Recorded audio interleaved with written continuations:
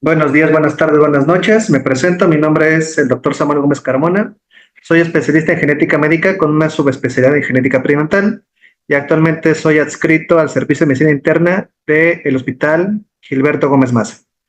Tengo el gusto, la encomienda de dar esta presentación al respecto del síndrome de Turner. ¿Vale? Entonces vamos a comenzar.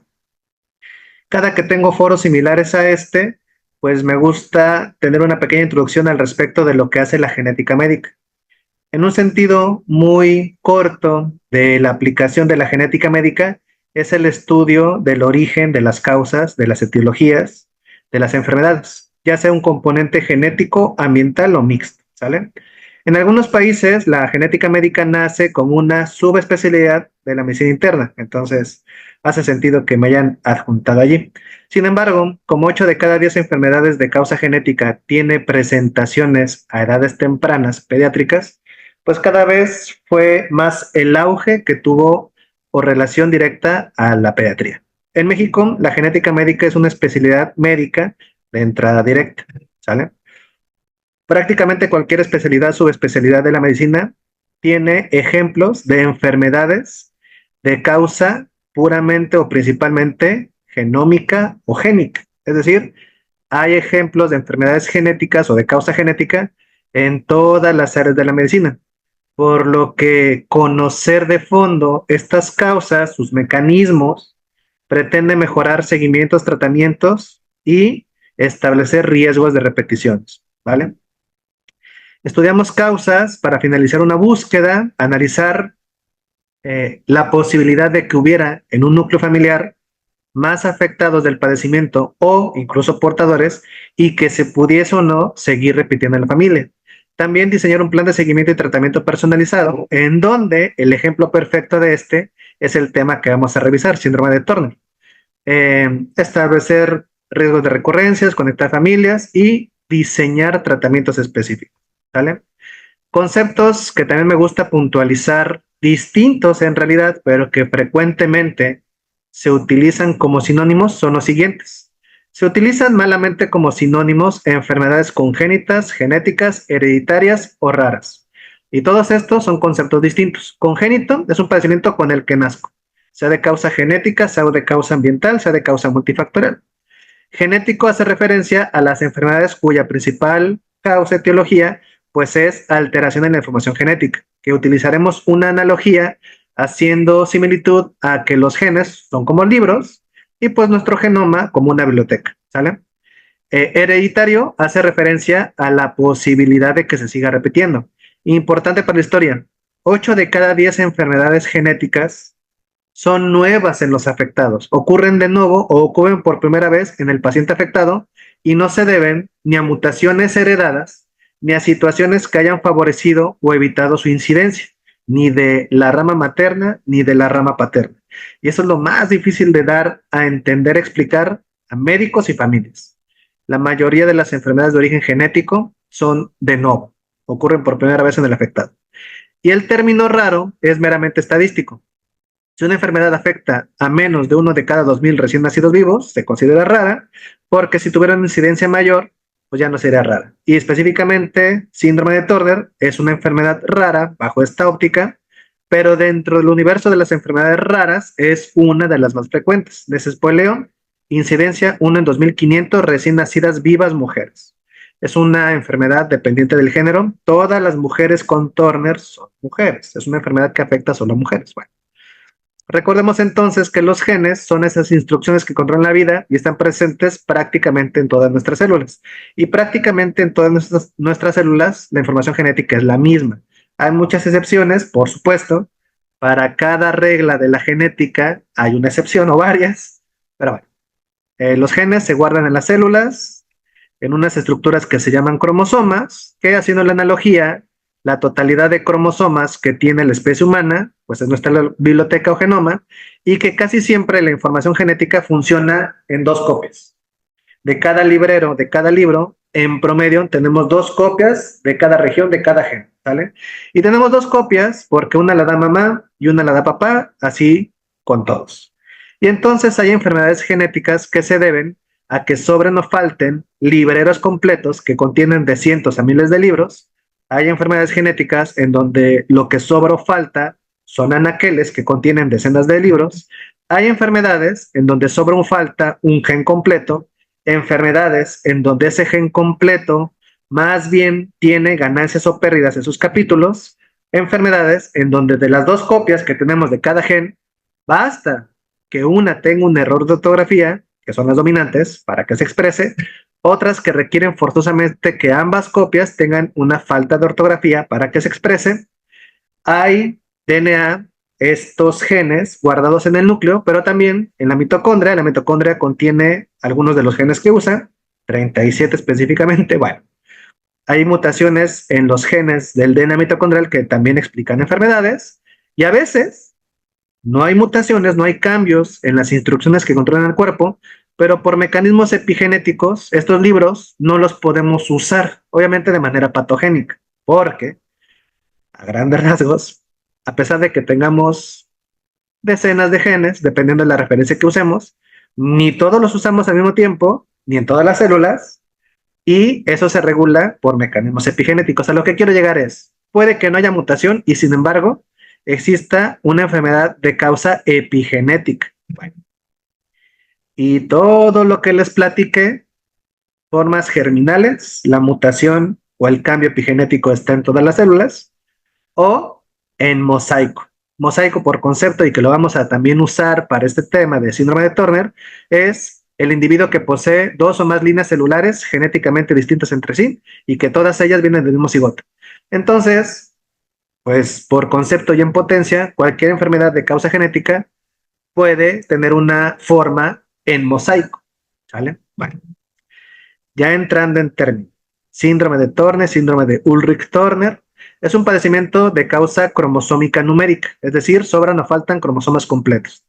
Cuando sobran o faltan cromosomas completos en un múltiplo distinto al Z haploide, que recuerden, como la especie humana tiene 46 cromosomas organizadas en 23 parejas, el Z haploide son 23 cromosomas, la que contienen los gametos.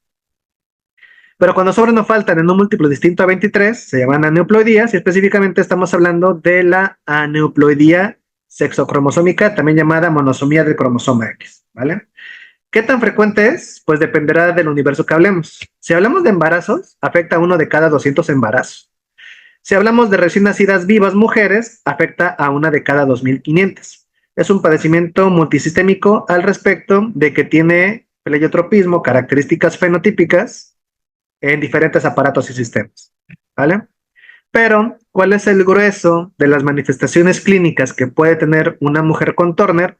Muchas musculoesqueléticas, particularmente craneofaciales y de temas de talla, como orejas de dilatación baja, mandíbula pequeña, cuello corto. Al respecto de involucro sistémico, problemas de cardiopatías congénitas, manos y pies hinchados estrictamente tienen alteraciones de los vasos linfáticos, linfedema.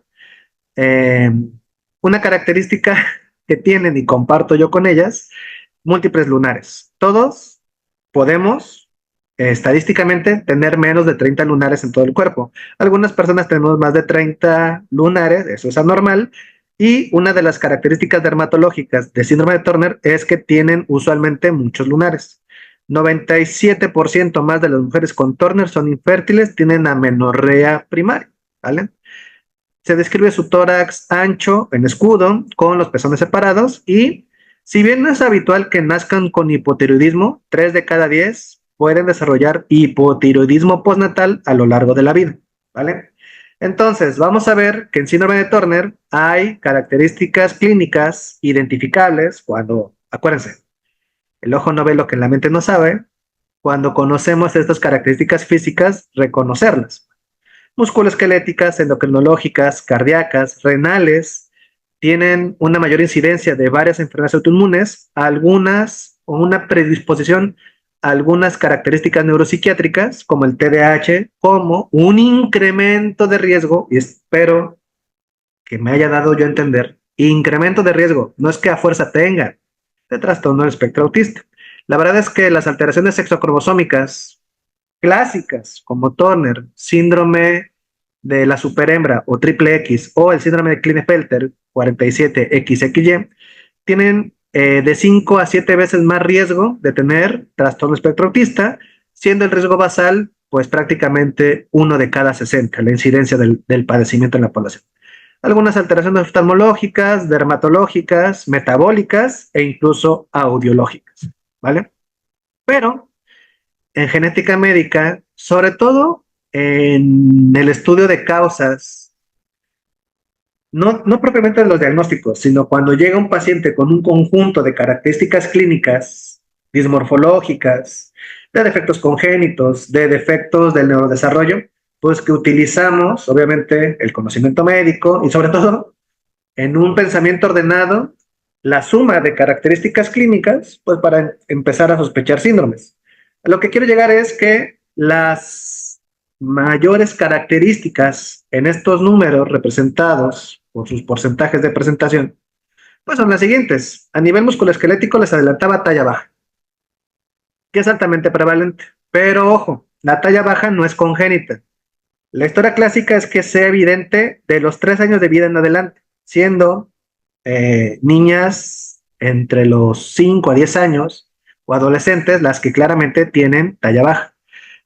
Hipocrecimiento, edad hacia atrasada, cuello corto, desproporción del segmento superior que es más largo que el inferior.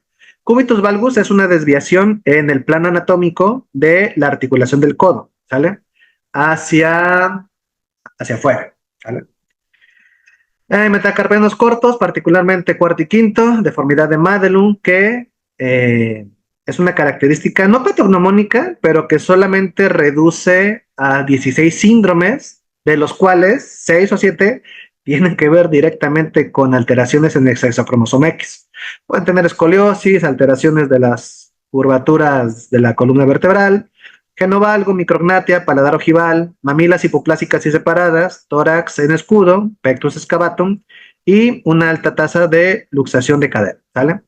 Al respecto de la obstrucción linfática, esta puede provocar en etapa prenatal aumento de la translucencia nucal, del pliegue nucal, hidrops, higroma quístico, si sobrevivieran, que veremos, higroma quístico y aumento de la translucencia nucal de las características en fetos femeninos que hace sospechar Turner, pues es de mal pronóstico para la sobrevida.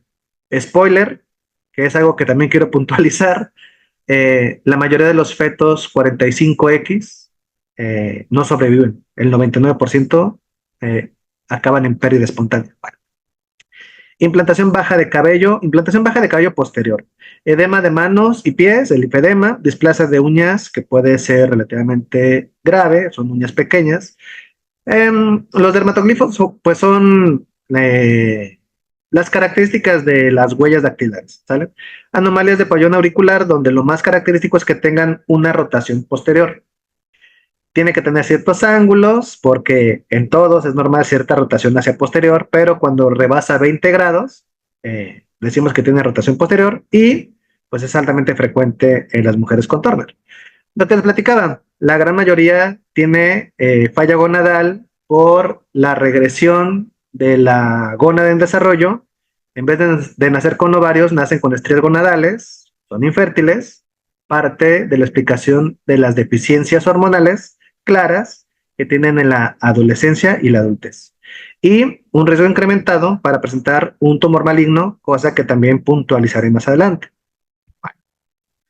Otras anomalías cardiovasculares altamente importantes, como grupo de cardiopatías características, es la obstrucción de los flujos de salida de cavidades izquierdas, que contempla hipoplasia de ventrículo izquierdo, atresia mitral, atresia aórtica, aorta bivalva, coartación de aorta.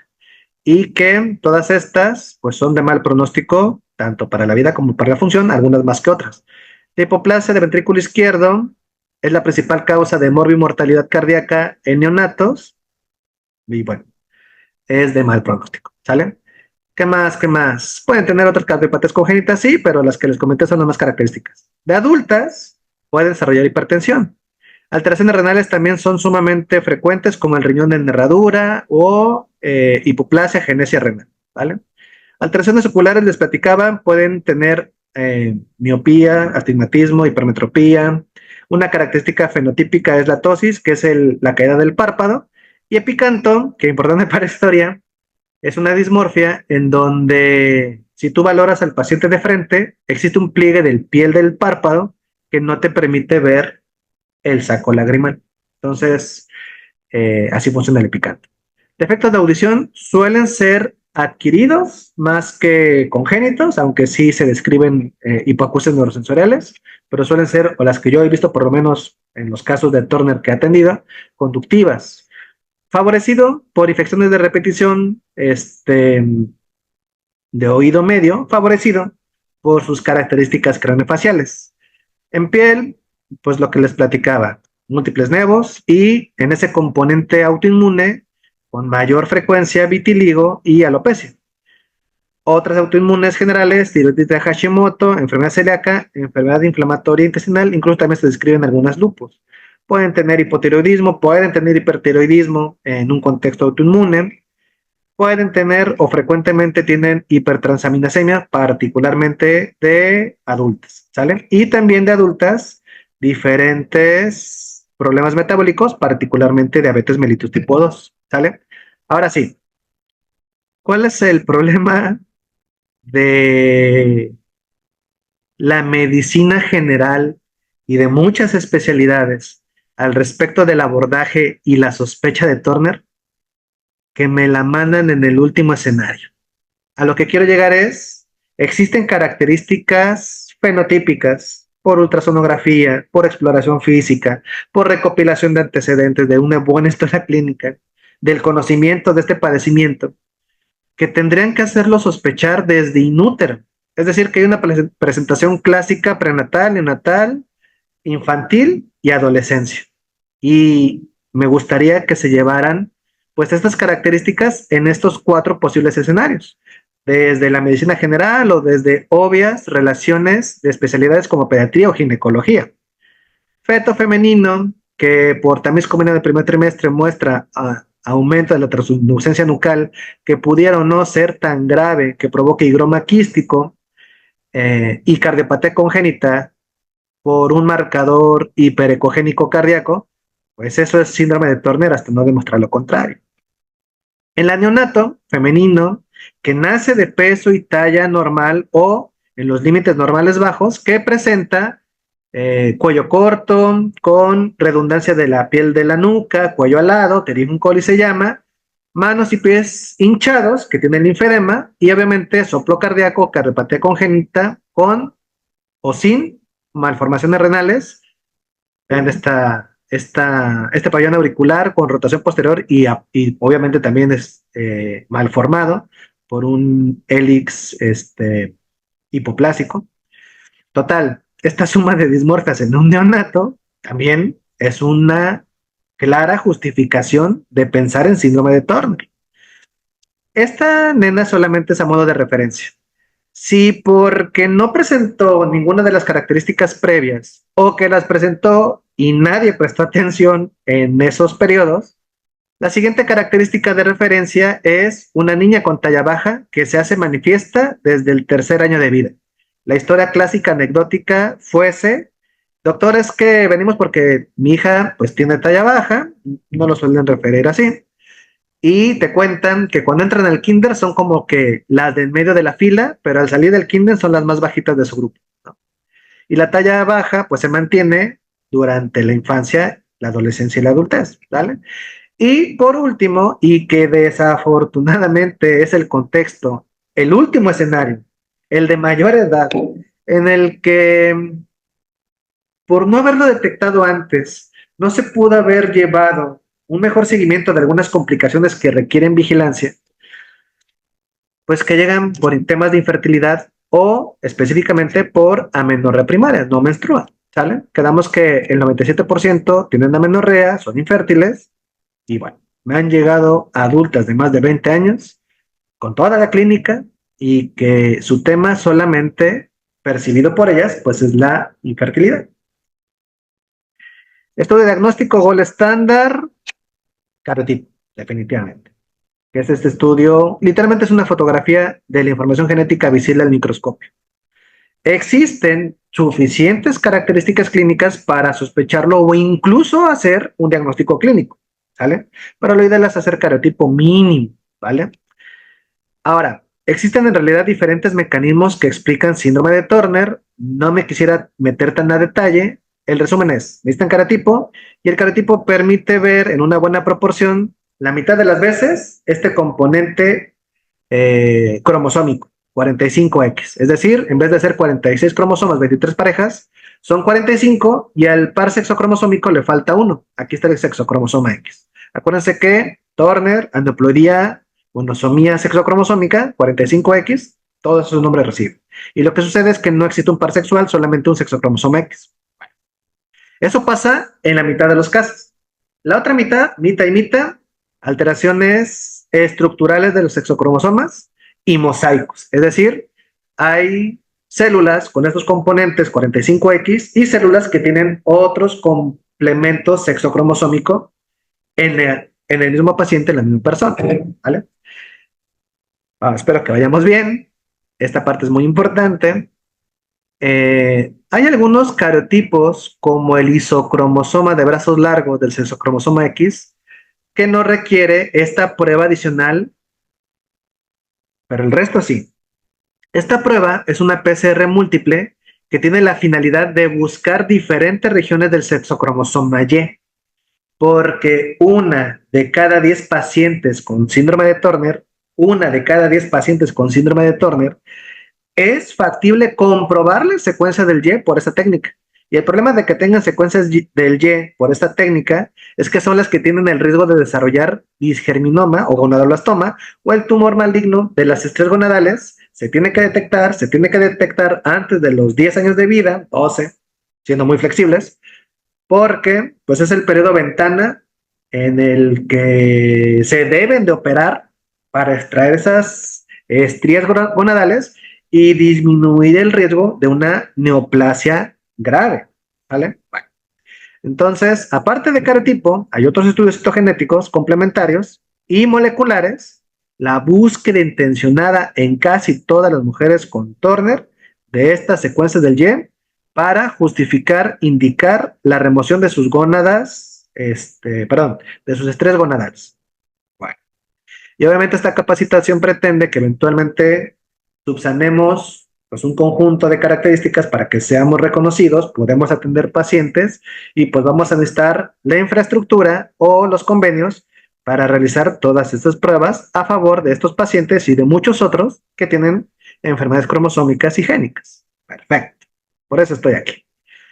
Es lo suficientemente frecuente para que ya hayan existido guías de práctica clínica mexicanas que, pues como afortunadamente fueron redactadas por genetistas, lo que les platicaba.